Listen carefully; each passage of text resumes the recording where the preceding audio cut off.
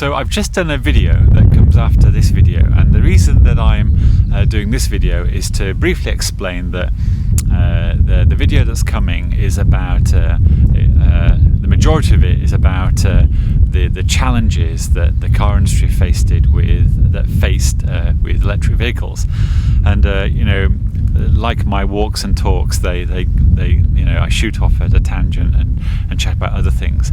But towards the end, I was a little tired, and it felt that I wasn't getting to the point quick enough. But I decided to post the video anyway.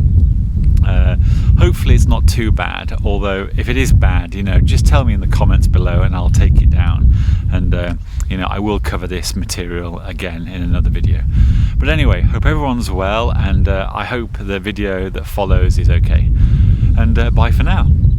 So hello everyone, and I thought I'd start off with a view of the office once again, and today it is it's chilly and wet. It's actually very lightly raining. Anyway, this is the usual office shot. So I thought, what should I talk about today? And once again, a lot of ideas and a lot of topics to talk about, and literally as I have started shooting this video, I haven't confirmed in my mind what I'm going to talk about, but let's give this a shot. I'm literally put myself in the hot seat. So recently I've spoken. There has been a few reoccurring themes, mainly because they're very topical and in the news almost every day. And actually, if I stopped abruptly, it's because it is raining. So I've been chatting about macroeconomics, Ukraine, Elon Musk, money always gets a mention, Bitcoin. And so I suppose the recent topics that everyone is aware of, and if you watch mainstream news media, you will have seen all these things mentioned in the news stream media. So one of the things that I'm just noticed some water collecting at the base of that tree, and I thought that was interesting. And one of the young trees over here is doing very well, and a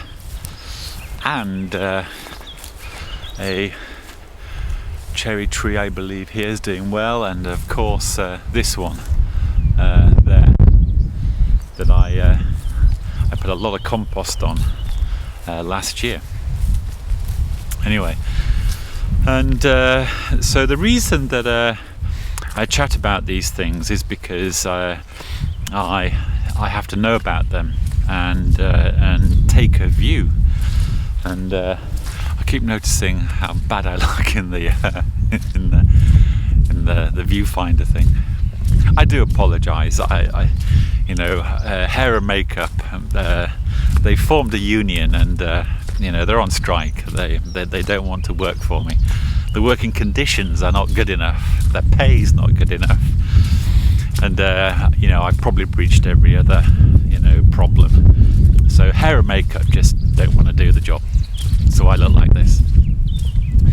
Anyway, so I talk about these these mainstream topics because it helps me form a backdrop of the business environment that we're in. And what I'm trying to do, what I'm supposed to do, is identify trends and opportunities, and and be able to offer people my thoughts and opinions about business landscapes. And of course it's very easy because this sort of fortune telling really is. But it's not all fortune telling. The correct analytic approach and the correct data, you are able to see trends and the possible investment opportunities and that sort of thing. But I also find it very interesting in the wider issue of society and environment and world geopolitics and economics. And over the years, as you grow older and mature a little bit, you start to see things differently. When you're young, you're more concerned about the urgent matters in life, like establishing a career and getting your you want a quality of life, so forming a family and building a life for yourself. Anyway, as you're a bit older, you start to think about the wider issues in life, like quality of life for yourself and then for other people, and eventually start thinking about the world that we all live in, and and then we all want to save the world and save the earth. So I've got no problems with anyone wanting to save the earth. It's a very normal thing for anybody to want to do. But that's if you have the time and the money to be able to think about saving the world. If the most of your life is earning money to feed your family and pay bills, and that is all you do, I really understand that as well. And of course, you need to do that first. I suppose it touches on philanthropy, and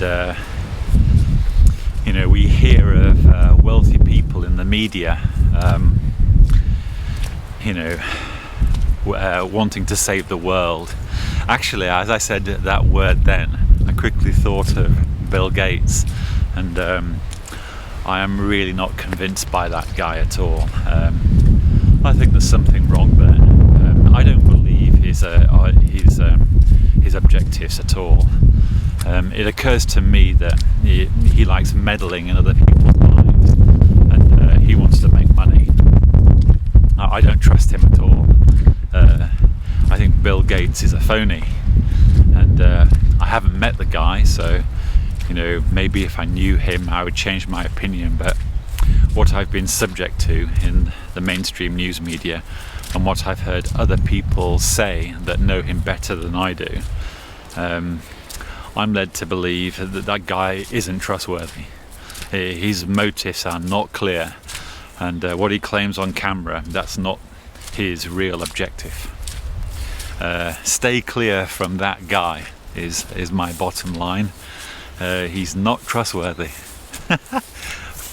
I suppose I might regret this video, but I'm telling you the truth, and I've never met the guy, and my opinion is based on information and provided to me.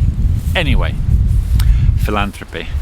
Philanthropy is great if you can afford to do it, and basically all the philanthropists that you hear about, what has happened is that they've got rich, whether it be good or bad, and they've decided that they want to fill their time with their idea of doing good for other people.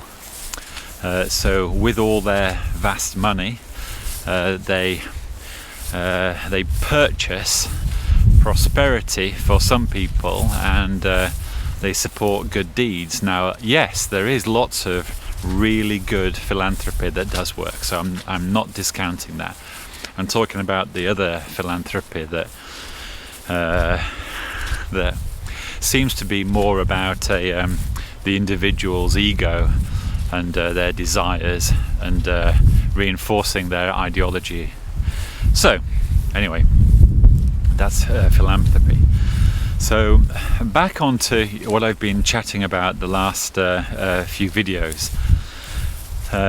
Money, the future, technology, AI, Ukraine, what's in store for us all, in the near future. And it's almost daily. I think I've said this in other videos. Daily that I have to think about, offer an opinion on the state of the world that we live in, and and what the future may hold. And to be honest, off camera, when I'm chatting to people about this stuff, my response tends to start with, "Oh God," because initially my response I often start off with the challenges and how huge those challenges are, and what the implications of those challenges mean, because these challenges tend to not be something that's easily fixed. I was thinking then, anything in life worth having tends to not be easy. You tend to have to work at it. And actually, in life, you've heard that saying, "A stitch in time saves nine." Well, it's so true. You can apply that to your own personal development or your own personal life, and you can certainly apply it to business. It really is, a good piece of advice. It basically means, if something needs doing, it's better to do it sooner rather than later, because if you turn a blind eye to problems, the problem tends to get worse and tends to be more difficult to fix the longer you leave it. So the world that we live in today, and once again, my comments are very general, so I'm generalizing to make points. So my points are very general, and sometimes I take liberty and a little bit of creative license to emphasize something that's very general, so I can make the general point. So today, the environment, the world, the employment market, what's in store for people? On one hand, technology offers lots of labor intensive savings, because machines are very good at doing repetitive things, whether it is physical or in software. And ultimately, high technology does reduce an amount of jobs, potentially an amount of work, because a machine will do a bulk of work. So technology straight away offers opportunity. It offers a better way to do things. It offers improvements in efficiency. I suppose in the context in which I'm talking about it, the only real negative is that it can reduce jobs, the need for labour. High technology definitely does not remove jobs. It also creates jobs, new jobs, so that's a positive to support high technology. But generally, high technology does reduce the need for labour in the areas of repetitive manual labour and or repetitive work, whatever that might be. For example, back in the day, an accounts department would have many people performing very repetitive functions, recording purchases and sales and recording that information on ledgers, and then accounting would be done. And literally today, an entire company can almost be that function, the accounting function organisation, can be done by one person with a laptop and some good software. So that's what I mean by reducing labour-intensive work. I think everyone knows that. Okay, so I need to get to the more interesting points. So going into the future, what do we have? I could just come out with it, but I think I need to explain how I get to my points, or maybe I will come out with it. Okay. So one of the things that I'm dealing with constantly, or I'm experiencing, or I have sight of, is competition. One of the things that our high technology environment has enabled is actually competition. Not for all industries or all areas of business, but generally speaking, competition. So if you manufacture a product like a wristwatch, what high technology has what has happened is that there are more in recent years there are more new, for example, wristwatch companies than there has ever been. At the end, the 70s brought a technology revolution in the wristwatch market, because everybody went to digital watches. Eventually mechanical watches came back, and today mechanical wristwatches are very popular again and very expensive. And today we've seen in the last 10 years a huge number of new watch companies. Most people have never heard them because they're very small, but that has been greatly enabled by high technology. Manufacturing of the very expensive parts has become a little bit cheaper and easier to do, but high technology has also enabled people to access these products and put together a watch business and actually create a new watch brand, a new product. So I'm using watches as an example. There are many products that this example would relate to and would be the same for.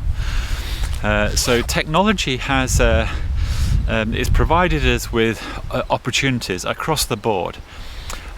So one respect, it has created more opportunity, more competition.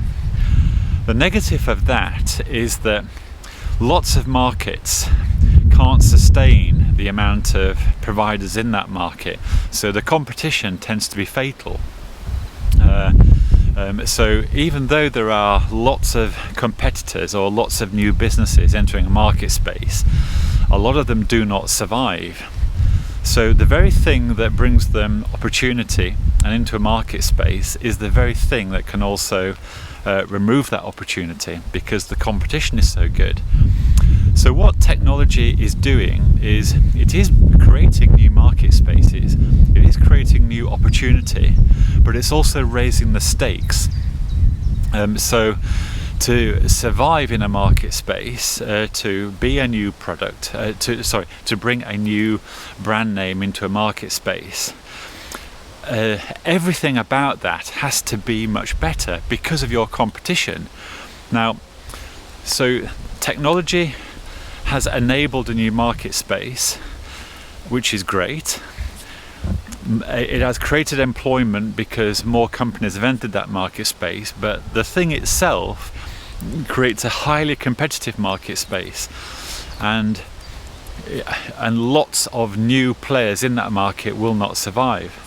Now, does that mean you shouldn't try? No. It's actually a good thing, but the fact remains, or an outcome that is inevitable, is that a lot of businesses that have received investment to enter a market space, they will not survive, because the market space itself won't be big enough, or it will not work with so many providers. It just won't. Actually, as I've said that, I've just thought about something that I've actually experienced myself: car charging. Now, it's years ago now.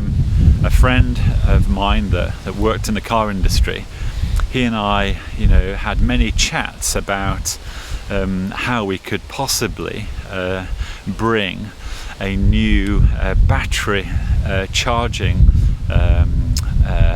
capability to the marketplace, in a country like the UK, but very quickly that our thoughts went to, how would you roll this out across the whole of Europe or the world? And we started off by thinking about how petrol cars work, and the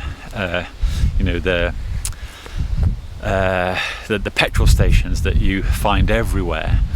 And for decades that's been the way forward. You bought a car and you never once had range anxiety because your experience was, and you knew that every few miles there's a petrol station, and so it was almost something that you never thought about because you instantly knew the solution was there.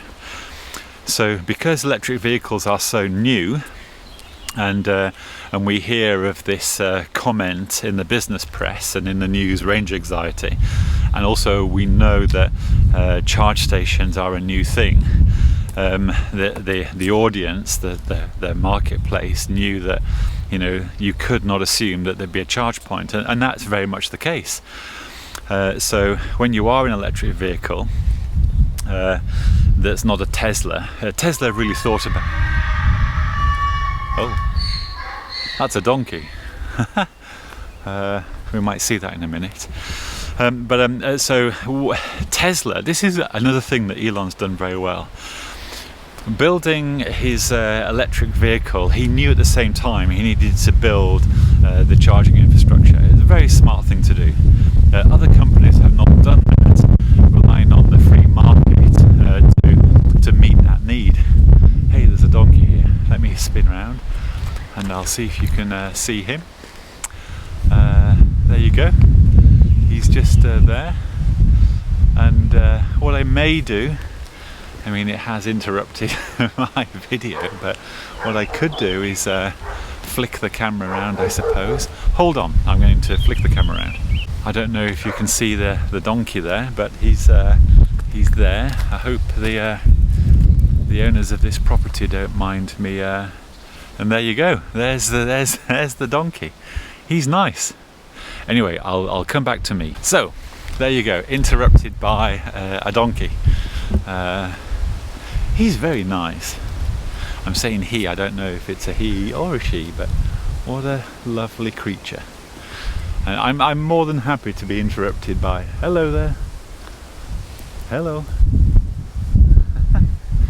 He probably wants to be friends, and instead of me being friends with that donkey, I'm chatting to you guys. Okay, let's get back to electric cars and the interesting charge situation. So, but what is absolutely amazing is that the discussion that I was having with my friend could have been about 10 years ago now, because 10 years ago we had sight that electric cars were going to happen. The reason that we knew it was going to happen was he worked in the car industry, and he knew that R&D was taking place, and so that meant what was coming down the pipeline was that there was going to be a shift from petrol vehicles to electric. So that's how we knew that. But we also knew that charging infrastructure, charge points, basically what would replace petrol stations. Now, in actual fact, that was quite an easy thing to overcome, because you just change a petrol station to a charge station. But there was one massive issue that made that complicated. Obviously, people might know what I'm talking about here, but in a petrol car you rock up and it takes you about 3 minutes to fill the tank, and whether it's half full or quarter full or empty, roughly in about 3 minutes you're in and out of a petrol station. So the time issue is not an issue. Now, straight away with electric vehicles, you can't do much in 3 minutes. In fact, you can't do much in 30 minutes. But 30 minutes has become sort of the acceptable length of time that people are prepared, to wait. Especially if by that charge point there's a cafe or a newsagent where you can, check your emails and buy a coffee. It works fine. But most of the time, right now, because the infrastructure is being built, you need to be there a little bit longer. But I would say that, an electric vehicle today in Europe, if you are almost empty, within an hour you're going to have enough charge, at an available charge station right now to get you where you want to be. So there is sort of a solution there that people accept, and it is working. But also, the other part of electric vehicles is that a lot of customers actually charge them at home. So whenever you set off from your home, it's always fully charged. So it's like every morning setting off in your petrol car with a full tank of petrol. So that does deal with a lot and most car journeys for many people. So that indicates that not everybody needs lots of charge stations anyway, because a lot of journeys are serviced by the full charge that they received at home. Anyway, but what this was doing, it was providing an opportunity, because people like me and my friend could see down the line that charge points and charging vehicles was going to be a big thing. And a worldwide thing. And this is what Tesla got very, very right by building this infrastructure at the same time that they built the cars. And then the software in the car tells the driver, where to go and when to go. So the range anxiety question was completely removed that other vehicle manufacturers have faced. Now, but the interesting thing is this. Right, so far we've understood the problem. We know that we can get these electric cars charged within 30 minutes, which is acceptable, and you just need to plonk them everywhere.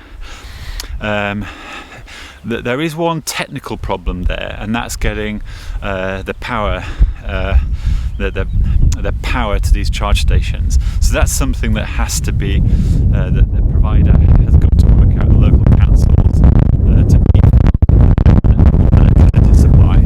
So that's one detail that's a big problem, but that can be remedied. And also, repurposing old petrol stations was an obvious thing to do anyway. You could just take a petrol station instead of the petrol pumps. I suppose you'd have a petrol pump there for legacy vehicles that will be petrol, and then a load of charge points. And then, most petrol stops would have a shop, shops there anyway, and that would be a shop and a cafe if it doesn't already have a cafe, because people are going to be there for more than 3 minutes. So it's a great opportunity as well. But what I'm trying to get to the point. But what I found absolutely amazing is something has happened, and I draw the analogy to the Microsoft computer actually, and the Windows software. Because when personal computing really took off, it was obvious that we needed some protocol. If every computer manufacturer has its own software and only its proprietary software would work with it, it meant that your marketplace would be very limited, because you could very quickly understand that having loads of different computer protocols, perhaps wouldn't work, because very quickly you'd realise that one computer would need to talk to another computer, and if that was a different manufacturer and a different software, it'd render the whole thing useless. So we needed a standard protocol. Now this is what Bill Gates did that was very cool. Bill Gates. That guy, I'm telling you, is all about money. He doesn't care about anything but money.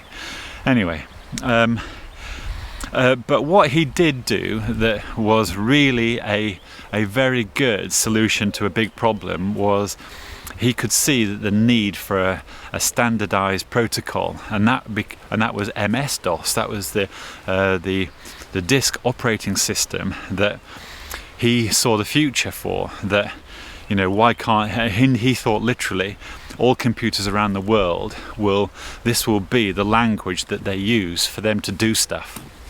And Windows was the operating system that sat on that technology at the time, and yeah, it worked. It absolutely could, because it was the thing that was needed. Now, I'm drawing a very similar analogy to electric vehicles because I've experienced it myself, and I know many people have. You get to a charge station right now in Europe, and the first thing you need is a smartphone.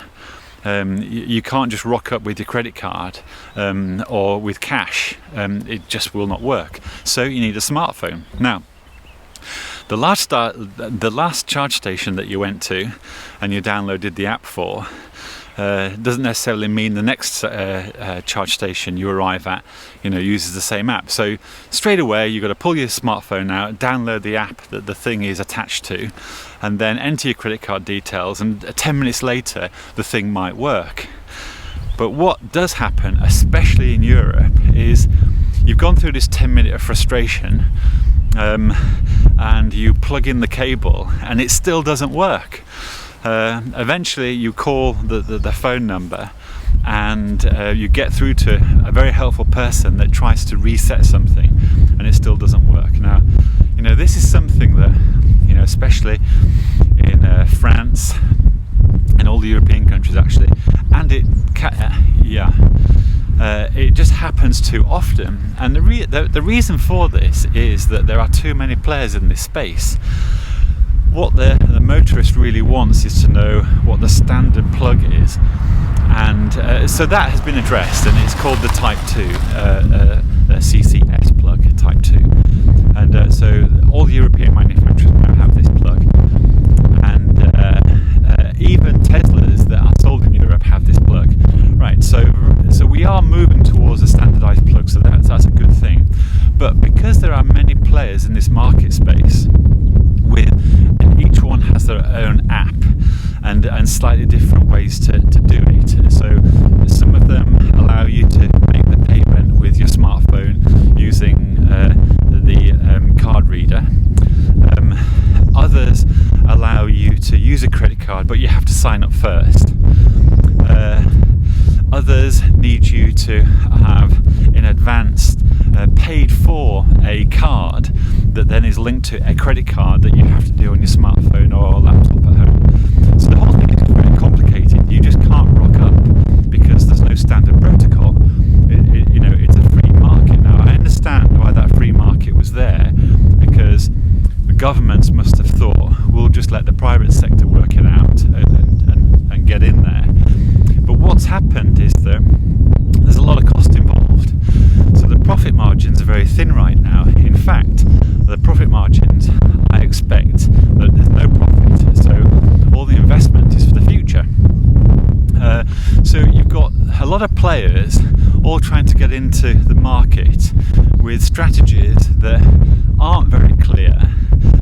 The consequence is that the motorist, the electric vehicle owner, is becoming very frustrated and annoyed with the amount of effort that they have to put in to go charge their car when they're not at home. Right, so this is the thing that amazes me, and the thing that 10 years ago a friend and I identified as an opportunity. And one of our thoughts was that the free market would, there'd be a big player that would get in there and sort this out.